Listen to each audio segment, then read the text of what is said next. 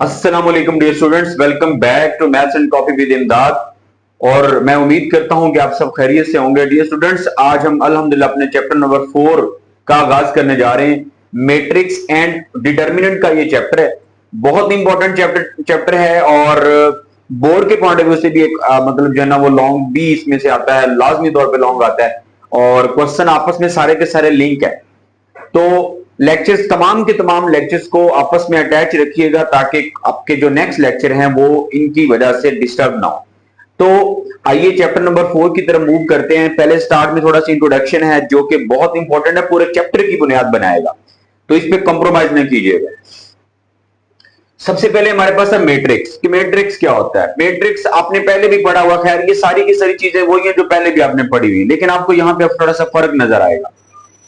कहते हैं कि मैट्रिक्स क्या होता है? रेक्टेंगुलर अरे of elements enclosed bye pair of square brackets. मतलब एलिमेंट्स की रेक्टेंगुलर जो शेप होती है उसको हमने क्या किया होता है, पेयर ऑफ स्क्वायर ब्रैकेट्स के अंदर अगर हम क्लोज कर दे तो हमारे पास क्या हो जाएगा, वो मैट्रिक्स बन जाएगा। मैंने एक जनरल फॉर्म के अंदर मैट्रिक्स राइट किया हुआ है। A matrix is equal to A I J square bracket M by N. M by N ये उसका ऑर्डर शो करता है कि उसका ऑर्डर कितना है, उसमें कितनी रोज कितने कॉलम है। अब यहां पे ये स्टूडेंट्स आप इसी को देख के यहां से मैट्रिक्स बनाएंगे। कैसे? अगर आप आई और जे को वैल्यूज असाइन करते जाएं तो ये आपको एक नया मैट्रिक्स दे देता है जितने ऑर्डर का आपको चाहिए होता है। आई एलिमेंट की रो की पोजीशन बताता है और जे एलिमेंट की कॉलम में पोजीशन बताता है। मतलब अगर मैं आई को वैल्यू 1 असाइन करूंगा तो इसका मतलब मैं पहली रो की बात कर रहा हूं। अगर आई को मैं दूसरी वैल्यूज असाइन करूंगा तो इसका मतलब मैं सेकंड रो की बात कर रहा हूं। अगर मैं साथ जे को भी वैल्यू असाइन कर दूं तो मेरे पास साथ कॉलम भी बता देगा। मतलब अगर 1 1 लिखूंगा तो पहली रो पहला column, that is A11 not A11। A11 अगर आई को 1 वैल्यू असाइन करूं, जे को वैल्यू 2 असाइन करूं तो पहली रो का दूसरा element, first row third element. मैंने 3 बाय 3 का लिखना चाह रहा हूं, 3 रो 3 कॉलम वाला। तो A21 आई को वैल्यू 2 असाइन की, जे को वैल्यू 1, तो एलिमेंट बन गया A21। दोनों को 2 2 असाइन कर दी। Second row third column, third row first column, third row second column, third row third column, that will be A33। ये स्टूडेंट्स ये मेरे पास एक 3 बाय 3 मैट्रिक्स का जो मेरे पास एक 3 बाय 3 ऑर्डर का एक मैट्रिक्स बन चुका है। अब इसमें 3 मेन पॉइंट्स हैं। क्या? ये जो हॉरिजेंटल अरेंजमेंट है इसको बोलते हैं हॉरिजेंटल। हॉरिजेंटल अरेंजमेंट है जो एलिमेंट की, इसको हम बोलते हैं रो, और ये जो वर्टिकल अरेंजमेंट है इसको हम बोलते हैं कॉलम। पूरी की पूरी रो को हम स्मॉल m से शो करते हैं और पूरे के पूरे कॉलम को हम स्मॉल n से शो करते हैं। इसमें कितनी रोज हैं? 1 2 3। कितने कॉलम हैं? 1 2 3। तो ऑर्डर क्या बना? पहले 3 रोज फिर बाय 3n। 3 मल्टीप्लाई बाय 3 नहीं कहना आपने, बल्कि 3 बाय 3 बोलेंगे। इसमें कितनी रोज हैं? 3। कितने कॉलम हैं? 3। तो यही m बाय n किसमें चेंज हो गया? 3 बाय 3 के अंदर।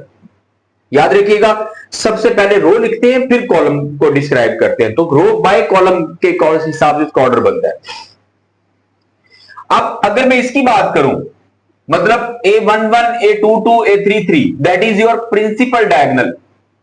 और याद रखें, अच्छा एक और बात, जब हम रो की डिफाइन करते हैं वैल्यू, तो ये पूरी की पूरी एक रो है। इस पूरी एक रो में 1000 एलिमेंट भी हो सकते हैं, वो मैटर नहीं करता। लेकिन अब पहली रो का कौन सा एलिमेंट आपने डिफाइन करना है, तो उसके लिए हम आई और जे का सहारा लेते हैं।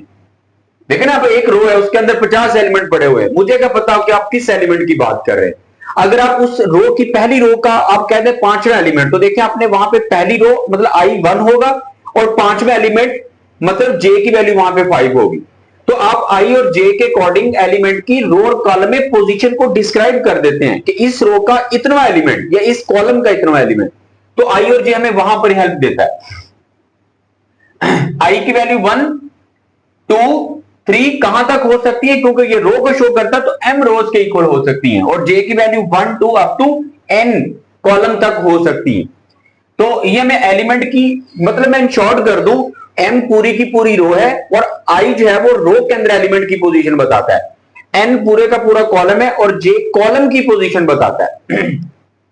Okay, that is your principal diagonal. यहां पे एक दो बातें को आपने एनालाइज करने में आगे जाकर उसको कंसीडर करना होगा कि प्रिंसिपल डायगोनल के ऊपर अगर हम बात करें तो आई और जे की वैल्यू सेम है, तो मैंने वहां पे लिख दिया कि आई इज इक्वल टू जे होगा प्रिंसिपल डायगोनल के ऊपर। जहां पर भी आई और जे की बात होगी इट्स मीन प्रिंसिपल डायगोनल होगा। प्रिंसिपल डायगोनल होगा तो आई और जे बराबर होंगे, और अगर आई और जे बराबर होंगे तो हम कहेंगे कि पक्की बात है कि मैथ पे क्या होगा, that will be principal diagonal. Principal diagonal की अगर अबव की बात करूं तो यहां पे देखिए आई जे से कम है, तो मैंने वो लिख दिया अबव प्रिंसिपल डायगोनल आई लेस देन जे होगा और बिलो प्रिंसिपल डायगोनल आई ग्रेटर देन जे होगा। यहां पे देखिए आई की वैल्यू 2 है, जे की वैल्यू 1 है, आई की वैल्यू 3 है, जे की वैल्यू 1 है, आई की वैल्यू 3 है और जे की वैल्यू 2 है। इट्स मीन कि आई इज ग्रेटर देन जे। आगे डी स्टूडेंट इसकी आ जाती है टाइप्स। ये किसका इंट्रोडक्शन था कि मैट्रिक्स दिखने में कैसा नजर आता है, उसमें रो क्या होती है, कॉलम क्या होता है, रो में एलिमेंट की पोजीशन को किससे शो करते हैं, और उसके बाद हमारे पास प्रिंसिपल डायगोनल कौन सा होता है। तो ये सारे की सारी वो चीजें थी। आगे टाइप्स ऑफ मैट्रिक्स में सबसे पहला हमारे पास है स्क्वायर मैट्रिक्स। कौन सा होता है? ऐसा मैट्रिक्स जिसमें रोज और कॉलम की तादाद सेम हो, इक्वल हो, तो that is square matrix. Mean ये मैंने लिखा हुआ देखिए इसमें कितनी रोज हैं 2, कितने कॉलम है 2, तो that will B square matrix. Rectangular matrix जिसमें रोज और कॉलम की तादाद अनइक्वल हो, मतलब सेम ना हो, तो दैट इज रेक्टेंगुलर। देखिए इसमें कितनी रोज हैं 3, कितने कॉलम है, सॉरी रोज कितनी है 2, कॉलम कितने हैं 3, तो दैट विल बी 2/3। आगे डायगोनल मैट्रिक्स है। डायगोनल मैट्रिक्स पहली बात यह है कि उसका स्क्वायर होना जरूरी है। एक ऐसा स्क्वायर मैट्रिक्स जिसमें प्रिंसिपल डायगोनल के अबव और बिलो एलिमेंट 0 हो, लेकिन प्रिंसिपल डायगोनल के ऊपर कम से कम एक नॉन जीरो एलिमेंट पड़ा होना चाहिए, that will be your diagonal matrix. A square matrix in which elements above and below the principal diagonal are 0। इस प्रिंसिपल डायगोनल के ऊपर और नीचे वाले एलिमेंट 0 हो। देखिए इसकी एग्जांपल, इसके अबव और बिलो एलिमेंट 0 है और प्रिंसिपल डायगोनल के ऊपर कम से कम एक नॉन जीरो एलिमेंट पड़ा होना चाहिए। मैंने यहां पे 2 नॉन जीरो लिखे हुए हैं, ये देखें। तो ये हमारे पास क्या होता है, that will be your diagonal matrix. Principal diagonal के अबव और बिलो एलिमेंट 0 हो और प्रिंसिपल डायगोनल के ऊपर कम से कम एक नॉन जीरो एलिमेंट पड़ा होना चाहिए। अच्छा, इसके एक और दूसरी भी डेफिनेशन है। इसके अकॉर्डिंग हम 3 डेफिनेशन को डिफाइन करेंगे, एडिटस या फिर आपके बोर्ड के अंदर एमसीक्यूज वो दे सकता है। याद रखिएगा, बड़ा इंपॉर्टेंट एमसीक्यूज है। देखिए हमने कहा कि प्रिंसिपल डायगोनल के अबव और बिलो एलिमेंट क्या हो, एलिमेंट 0 हो ना, और प्रिंसिपल डायगोनल के ऊपर कम से कम एक एलिमेंट नॉन जीरो होना चाहिए।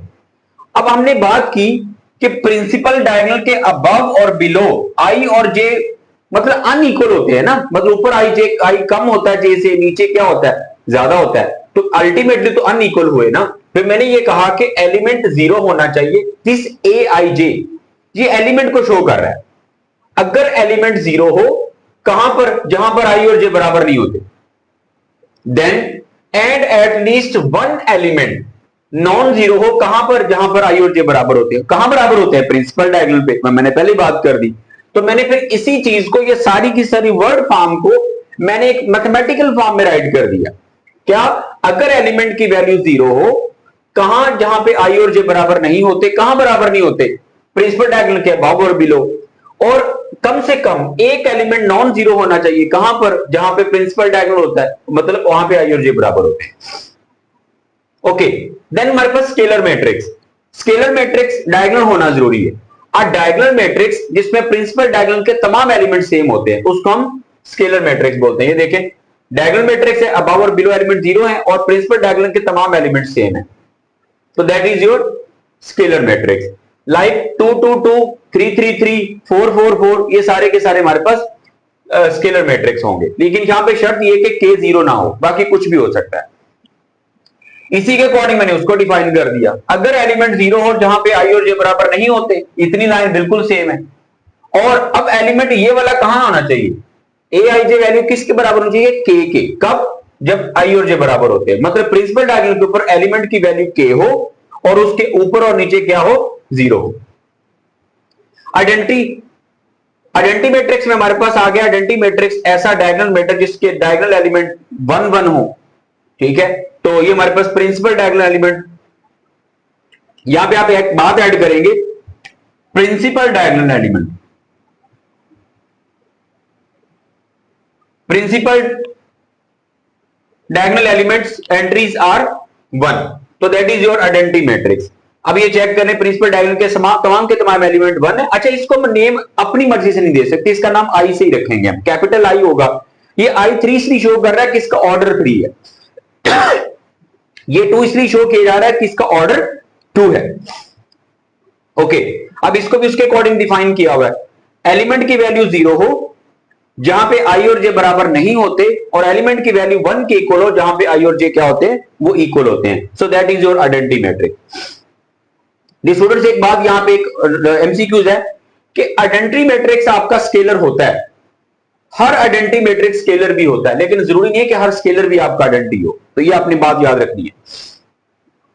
आगे नल मैट्रिक्स है या फिर वॉइड मैट्रिक्स है, ऐसा मैट्रिक्स जिसके तमाम एंट्री 0 हो, उसको भी हम O से शो करते हैं। O2 मीन ऑर्डर 2 का नल मैट्रिक्स और O3 मीन ऑर्डर 3 का नल मैट्रिक्स।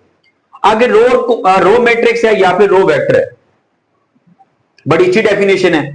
रो मैट्रिक्स वो होता है जिसमें सिर्फ एक ही रो होती है, एक रो कॉलम जितने मर्जी आ जाए। देखें, पहली रो पहला कॉलम, पहली रो दूसरा कॉलम, रो एक ही चलेगी, कॉलम बढ़ते जाएंगे।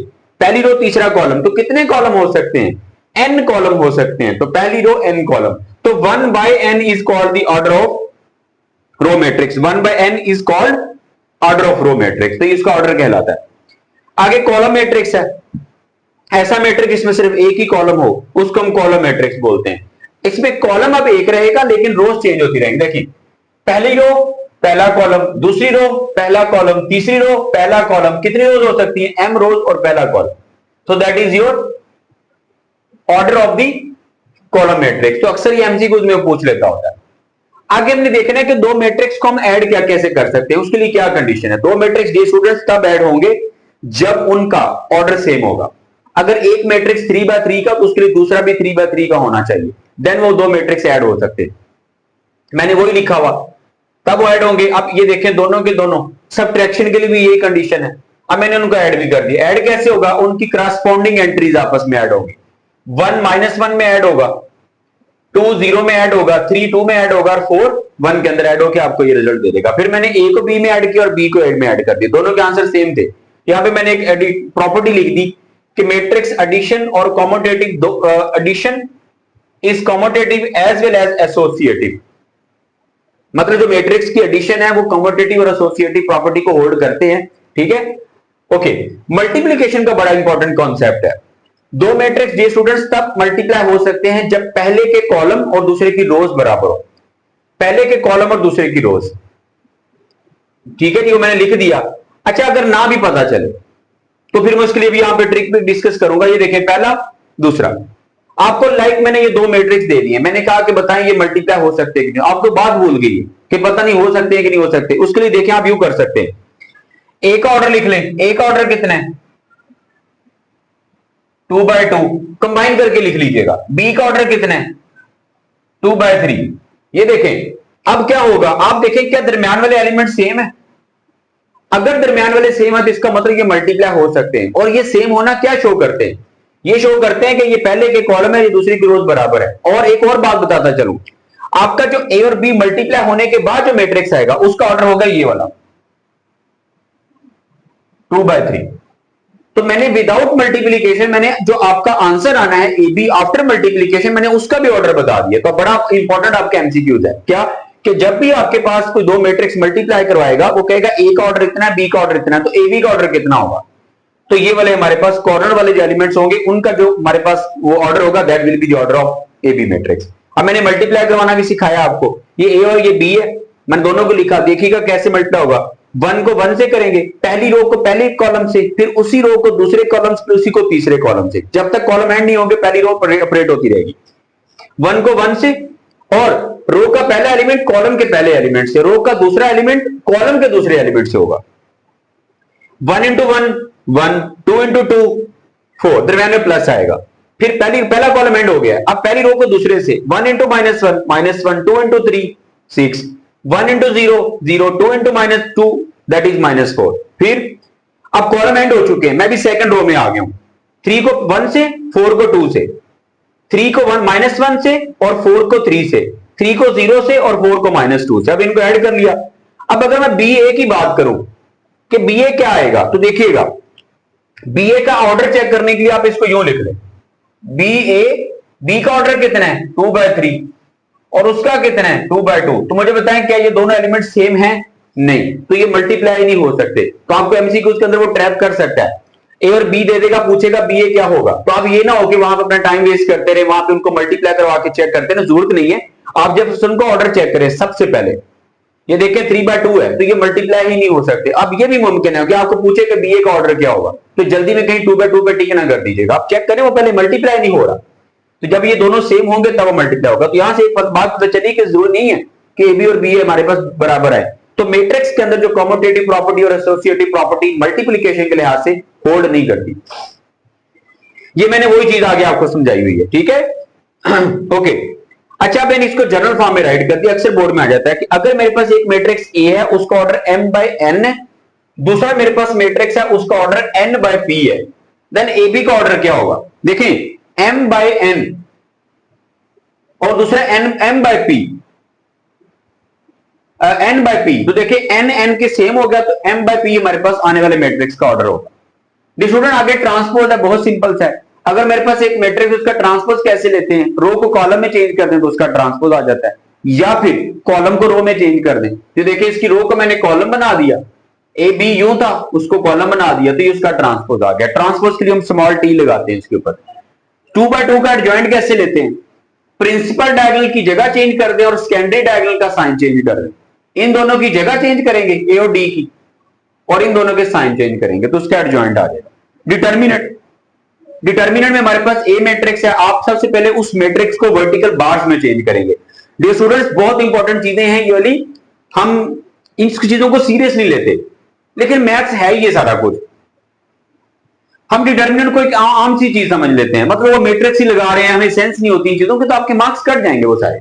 पहले मैट्रिक्स को डिटर्मिनेंट की फॉर्म में चेंज करें, फिर आप इसका डिटरमिनेंट कैसे लेते हैं, पहले इन दोनों का प्रोडक्ट, फिर माइनस इन दोनों का प्रोडक्ट, ए को डी से, फिर माइनस इन दोनों का प्रोडक्ट। अब आगे इसके ऊपर दो प्रॉपर्टीज आ गई। अगर ए का डिटरमिनेंट आप फाइंड करते हैं और वो 0 आ जाता है, उसको बोलते हैं सिंगुलर मैट्रिक्स, या उसका दूसरा नाम है नॉन इन्वर्टिबल। अगर ए का डिटरमिनेंट नॉन 0 आ जाता है तो उसको हम कहते हैं नॉन सिंगुलर, या उसका नाम है इन्वर्टिबल मैट्रिक्स। तो आपने ये इसको याद रखना होगा।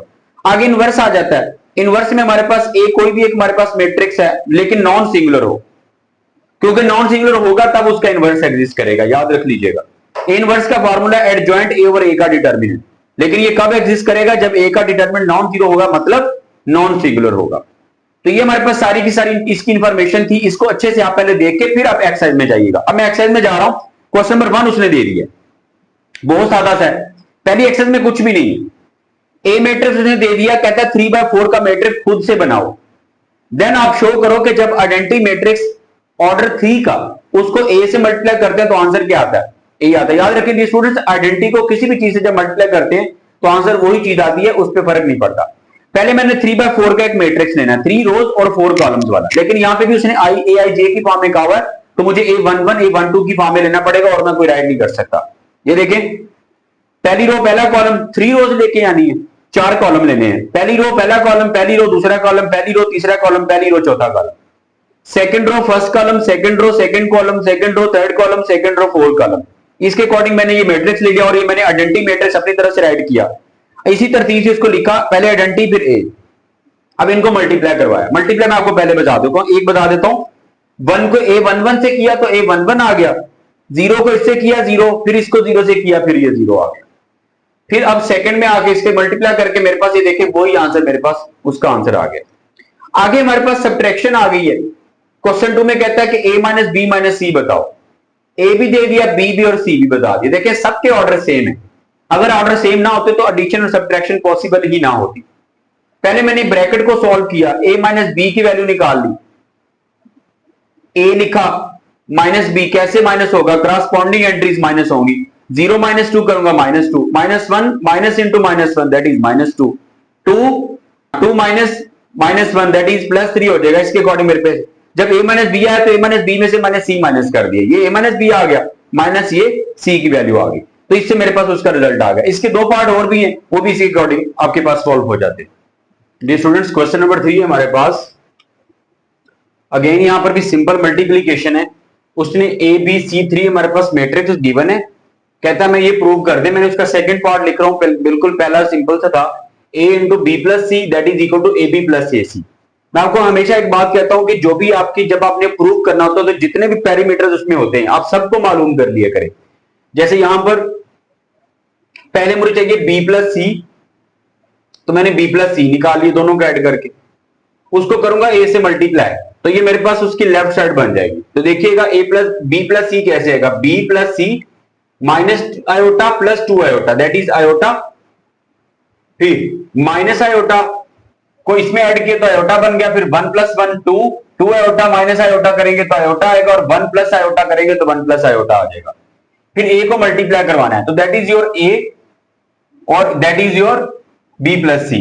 इसको मल्टीप्लाई करवाएंगे iota into iota, iota square plus 2 iota square, फिर आयोटा को 2 से किया तो 2 आयोटा, 2 आयोटा को इन दोनों से करना है, दैट इज 2 आयोटा, 1 से किया तो, और फिर 2 आयोटा को आयोटा से करना तो 2 आयोटा स्क्वायर। सेकंड रो पे आ जाए, 1 इंटू आयोटा, फिर माइनस आयोटा इंटू आयोटा तो माइनस आयोटा स्क्वायर, 1 इंटू 2 2, और इसको इससे किया तो माइनस आयोटा, और इसको इससे करेंगे तो माइनस आयोटा स्क्वायर।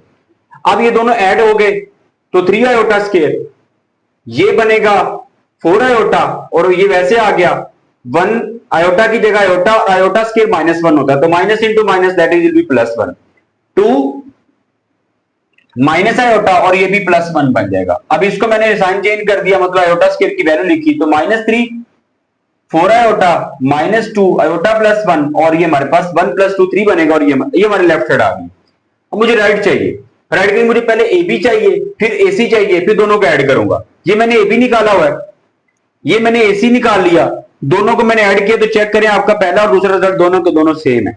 तो यहां से मुझे पता प्रूव हो गया कि ये मेरे पास रिक्वायर्ड इसका आंसर होगा। आगे क्वेश्चन नंबर 4 है, 3 पार्ट है इसके, तीनों के तीनों ही बिल्कुल सेम है। वो कहता है मैं ये शो करें कि अगर ए और बी कोई स्क्वायर मैट्रिक्स हो, मतलब उनका ऑर्डर सेम है, सेम ऑर्डर के हैं, ऑर्डर सेम है और स्क्वायर मैट्रिक्स हैं, ठीक है, मतलब वो कोई भी ऑर्डर के हो सकते हैं। अगर ए 2/3 का है तो दूसरा भी 2/3 का ही होगा। सॉरी, स्क्वायर मैट्रिक्स ने कह दिया, स्क्वायर मैट्रिक्स से मुराद ये कि दोनों में नंबर ऑफ रोज और कॉलम, मतलब स्क्वायर मैट्रिक्स कौन सा जो होता है जिसमें नंबर ऑफ रोज और कॉलम सेम होते हैं, ठीक है। तो ए और बी हमने स्क्वायर मैट्रिक्स लिया, देन उसके बाद हमारे पास हमने सेम ऑर्डर के लेने हैं। कहता है एक्सप्लेन कर दो कि in general A plus B का होल स्क्वायर इसके बराबर क्यों नहीं होता। हालांकि आपको पता है कि ए प्लस बी का स्क्वायर क्या होता है, A square plus 2ab plus B square, लेकिन मैट्रिक्स के अंदर ये बराबर नहीं होता। क्यों नहीं होता, सबसे पहले देखिएगा, मैंने लेफ्ट साइड ली। एक बात आपको बताता चलूं कि बेटा मैट्रिक्स के अंदर हम स्क्वायर नहीं लेते, मतलब उसकी पावर नहीं ले सकते हम। पावर बनाने के लिए आपको 2 टाइम मल्टीप्लाई करवाना पड़ता है। अगर 2 पावर बनानी है तो a प्लस बी को मैंने a प्लस बी स्क्वायर लिखा होता ना, मैंने इसको 2 पावर में लिख लिया, a plus B into A plus. अब इन दोनों को करूंगा multiply, a into A square, A B B A और बी स्क्वायर। अब ये इसके तो बराबर है, ये भी इसके बराबर है, लेकिन इसको मैं ये नहीं राइट कर सकता क्योंकि ये दोनों ऐड नहीं हो सकते। क्यों नहीं ऐड हो सकते, अभी हमने बात की है कुछ देर पहले कि मैट्रिक्स के अंदर ए बी और बी ए दोनों बराबर नहीं होते। जब वो दोनों बराबर नहीं होंगे तो फिर हमारे पास ये दोनों ऐड भी नहीं हो पाएंगे। तो ये तीनों के अंदर सिर्फ एक ही रीजन है कि matrix multiplication is not commutative. Same ये माइनस वाला लिखा हुआ कि इसके बराबर नहीं है, मैंने माइनस वाले को लेफ्ट में लिखा, 2 दफा लिख दिया, इसको इससे किया ए स्क्वायर, फिर माइनस का ए बी, माइनस का बी और प्लस का बी स्क्वायर। अब ये दोनों आपस में ऐड नहीं होंगे, क्यों, क्योंकि ए बी और बी ए बराबर नहीं। जब ऐड नहीं होंगे तो इसको -2ab की फॉर्म में हम नहीं राइट कर सकते। थर्ड पार्ट है a plus B A minus B, कहते हैं इसके इक्वल नहीं होता, शो कर दें। मैंने इसको लिखा, इनको मल्टीप्लाई किया, a को a से किया ए स्क्वायर, a को b से किया -ab प्लस बी ए और प्लस माइनस का बी स्क्वायर। अब ये दोनों कैंसिल नहीं हो पाएंगे। क्यों नहीं होंगे, क्योंकि ए बी और बी ए के बराबर नहीं है, तो इसलिए हमारे पास वो रिजल्ट नहीं आएगा। आगे अगेन बहुत सादा सा क्वेश्चन है, लेकिन एक बात याद रखिएगा, ये क्वेश्चन बिल्कुल सादा है, लेकिन हम इनको इग्नोर नहीं कर सकते क्योंकि यहां पे हमें basic techniques, multiply, addition, subtraction, power लेने का तरीकाकार, ये सारी की सारी चीजें हमें सिखाई जा रही है, जो कि नेक्स्ट एक्सरसाइजों के अंदर ये चीजें जो ना वो इंप्लीमेंट होंगी। ए मैट्रिक्स गिवन है, हमने ये वाली चीजें मालूम करनी है, A plus A transpose, A minus A transpose, A multiply by A transpose, ये वाला ए उसने दिया हुआ था, मैंने इसका ट्रांसपोज ले लिया, मैंने रो को कॉलम में चेंज कर दिया। अब ए के अंदर ए ट्रांसपोज मैंने ऐड किया है, सिंपल एडिशन परफॉर्म, ये ए आ गया और ये ए का transpose, corresponding -1 -1 -2, 2 + 1 3, 3 - 3 0, 1 + 2 3, 0 plus 0 0, 2 plus 5 7, minus 3 plus 3 again 0, 5 plus 2 7 और 3 प्लस 3 6 आ जाएगा। माइनस वाला भी ऐसे ही हो जाएगा, ये मैंने मल्टीप्लाई वाला भी कर दिया ताकि मल्टीप्लीकेशन पे आपको ग्रिप आ जाए। ए इंटू ए ट्रांसपोज, ये ए था और ये ए ट्रांसपोज है, दोनों को मल्टीप्लाई करवाया हुआ है। पहली रो को पहले कॉलम से -1 इंटू -1 1, 2 इंटू 2 4, 3 इंटू 3 9, मतलब पहली रो को पहले कॉलम से, पहली रो का पहला एलिमेंट कॉलम के पहले एलिमेंट से, सेकंड एलिमेंट कॉलम के सेकंड एलिमेंट से, थर्ड एलिमेंट कॉलम के थर्ड एलिमेंट से, फिर इसी को सेकंड से, -1 को 1 से किया तो -1, 2 को 0 से किया तो 0, 3 को 2 से किया तो 6। इस तरीके से हमारे पास इसका आंसर आ जाएगा। आगे हमने ये मैट्रिक्स बताना है, इस इक्वेशन को हमने सॉल्व करना है, मतलब एक्स निकालना है। ए मैट्रिक्स उसने हमें दिया हुआ है, एक्स निकालने के लिए आपके पास ये इक्वेशन बनेगी, ए स्क्वायर माइनस का 5a प्लस 4i। मुझे यहां पे पहले क्या चाहिए, ए स्क्वायर 5a और 4i, मैंने पहले वो चीजें पूरी की। ए स्क्वायर निकालने के लिए फिर देखें, फिर से मल्टीप्लीकेशन आ गई, ए को ए से मल्टीप्लाई किया तो मेरे पास ये आंसर आ गया। अब 5a चाहिए था तो मैंने इसी a को 5 से मल्टीप्लाई करवा दिया, 5 हर एंट्री के साथ मल्टीप्लाई होगा। फिर 4i चाहिए था, क्योंकि सारे 2x3x3 ऑर्डर के मैट्रिक्स है, यहां पे भी मैंने 3x3 ऑर्डर का आइडेंटिटी ले लिया, उसको 4 से मल्टीप्लाई करवा दिया तो ये स्केलर बन गया 4 का। देन उसके बाद हमने क्या किया, इस इक्वेशन में मैंने वैल्यूज पुट कर दी। ए स्क्वायर की वैल्यू ये वाली आ गई, माइनस 5a की वैल्यू ये, और प्लस का 4i। एक बार यहां पे बड़ा इंपॉर्टेंट पॉइंट है, डी स्टूडेंट्स, आप इन दोनों को पहले ऐड नहीं कर सकते। बोर्ड मैथ्स रूल के मुताबिक पहले आप इन दोनों को सब्ट्रैक्ट करोगे, ये सब्ट्रैक्ट करने के बाद आंसर आया, उसमें आपने ये ऐड करना है। अगर आपने ये पहले ऐड कर दिया तो ये आपका क्वेश्चन रॉन्ग है। लॉजिकली वैसे भी ये पहले ऐड होते भी नहीं, क्योंकि इसके साथ नेगेटिव का साइन है। आपने ये काम नहीं करना, फिर पहले इन दोनों को सब्ट्रैक्ट करें, जो आंसर है उसमें आपने ऐड करना होगा, तो हमारे पास इसका आंसर बन जाएगा। नेक्स्ट क्वेश्चन बड़ा इंपॉर्टेंट क्वेश्चन है, थोड़ा सा टेक्निकल भी है। कहता है ए और बी स्क्वायर मैट्रिक्स है। One thing, A B B के बराबर है, बी ए के बराबर है। हमने ये शो करना है कि दोनों के स्क्वायर का सम ए प्लस बी के बराबर होता है। तो स्टेप बाय स्टेप चलिएगा, देखिएगा। सबसे पहले मैंने लिखा कि ए बी किसके इक्वल है, बी के। मैंने क्या किया, ए बी को मैंने बी ए से मल्टीप्लाई करवा दिया। जब ए से मल्टीप्लाई करवाएंगे, ये प्री पोस्ट मल्टीप्लाई करवा रहा हूं, ए बी के बाद ए आ गया और इसके बाद भी बी ए आ गया। अब आपको पता है कि बी ए किसके इक्वल था, ए के, तो मैंने इसकी जगह ए लिख के इसको बॉक्स कर दिया। अब दूसरे में आ जाए, पहले ए बी लिया था, अब मैं बी ए ले लिया। अब इसको मैंने बी से मल्टीप्लाई करवाया, बी से मल्टीप्लाई करवाऊंगा, मैंने लिख भी दिया, इसके बाद बी आ जाएगा और इसके बाद बी आ जाएगा। अब ए बी बन गया, और ए बी किसके इक्वल है, दैट इज बी। इसको भी मैंने बॉक्स कर दिया। अब हमें चाहिए स्क्वायर की फॉर्म में, ए स्क्वायर और बी स्क्वायर को मैंने ए और बी की फॉर्म में रिप्रेजेंट करना है। तो उसके लिए मुझे क्या करना पड़ेगा, मैंने ए बी को दोबारा लिखा, स्क्वायर बनाने के लिए जाहिर सी बात फिर मुझे इसको बी से करना पड़ेगा। अब सेम वाले को सेम से करना पड़ेगा, तो मैंने बी से मल्टीप्लाई कर दिया, बी ए बी, इसको बी से करेंगे तो बी स्क्वायर हो जाएगा। अब आप अभी प्रूव कर चुके हैं क्या, बी ए बी किसके इक्वल है, B A B that is B. तो यहां से पता चला कि बी का स्क्वायर बी के बराबर है। इसी तरह अब आपने दोबारा से ले लिया बी ए, अब यहां पे ए है, आपने ए से बनाना तो जाहिर सी बात है ए से मल्टीप्लाई करवाना पड़ेगा। तो मैंने इधर भी ए से कर दिया, इधर भी ए से कर दिया, इधर ए स्क्वायर बन गया, ए बी ए आ गया। और ए बी ए किसके इक्वल प्रूव किया आपने, ए के। तो यहां से पता चला कि A is equal to A square आ गया। अब यहां पे फिर हमारे पास देखें, अब ए का स्क्वायर ए के बराबर है, तो बी का स्क्वायर बी के बराबर है, तो इन दोनों का सम भी तो ए प्लस बी के बराबर होगा ना। ए स्क्वायर प्लस बी स्क्वायर, इन दोनों को भी ऐड कर दिया, उधर भी ऐड कर दिया, हमारे पास प्रूव हो गया। और यहां पे इसको देख के मेरे एक माइंड में बात आ गई है कि ए का स्क्वायर उसी के बराबर आ रहा है।